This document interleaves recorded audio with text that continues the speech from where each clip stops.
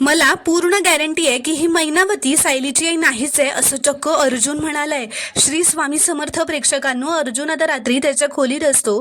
तो मनातच असं म्हणतो की सायली आणि तिच्या आईबाबांमध्ये काही साम्य कसं नाही आहे. मला सायली आणि तिच्या आईची DNA टेस्ट लवकरात लवकर करायला हवी आहे. पण DNA टेस्टसाठी मला सायली आणि मैना काकू यांचे केसांचे सॅम्पल्स लागतील. तर आता त्याच्या डोक्यात एक आयडिया आलेली असते. आता रात्री अर्जुन सायली बरोबर गप्पा मारायला बसतो, तेव्हा मस्करीतच तो तिचा पटकन एक केस ओढतो. आता केस ओढल्याबरोबर सायली म्हणते, अहो केस का ओढताय.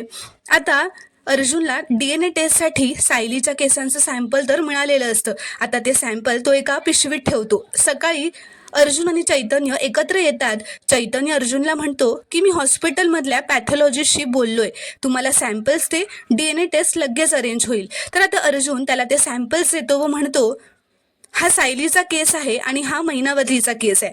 आणि ना मला पूर्ण गॅरंटी आहे की ही मैनावती सायलीची आई नाहीच आहे.